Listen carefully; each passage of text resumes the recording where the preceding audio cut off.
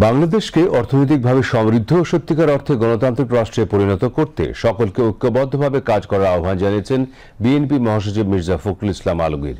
আজ জাতীয় প্রেস ক্লাবে বাংলাদেশ ফেডারেল সাংবাদিক ইউনিয়ন বিএফইউজে আয়োজিত দ্বিবার্ষিক কাউন্সিলের উদ্বোধনী অধিবেশনে প্রধান অতিথির বক্তব্যে তিনি এই আহ্বান জানান।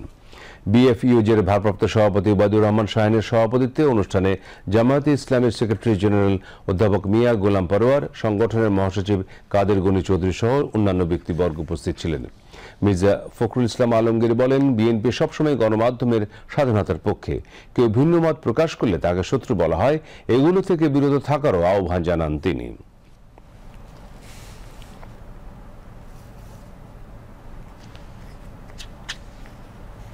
ফেব্রুয়ারি মাসে একটি নির্বাচনের মধ্য দিয়ে একটি গণতান্ত্রিক ব্যবস্থায় আমরা ফিরে যেতে সক্ষম।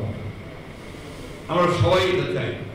যে একই সঙ্গে আমাদের মনে রাখতে হবে যে আমরা গণতন্ত্রে ফিরে যেতে চাইলে অপরের যে মত প্রকাশের স্বাধীনতা সেটাকে আমাদের একই সঙ্গে মূল্য দিতে হবে।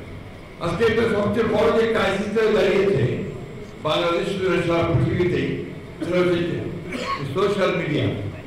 এই সোশ্যাল মিডিয়াতে যেহেতু সেখানে কোনো দায়বদ্ধতা নেই, যা খুশিটাই বলা যায়, এমন ভাবে রাজনৈতিক দল, রাজনৈতিক ব্যক্তিত্ব, সামাজিক ব্যক্তিত্ব, ব্যবসায়ী সমাজ সম্পর্কে যে নেগেটিভ প্রচারণা চালানো হয়, তাতে করে কিন্তু গণতন্ত্র শক্তিশালী হয়, যা নিঃসন্দেহে আমাদের গণতান্ত্রিক যে যাত্রা, সেই যাত্রাতে কিন্তু আমরা বাধাগ্রস্ত হচ্ছি।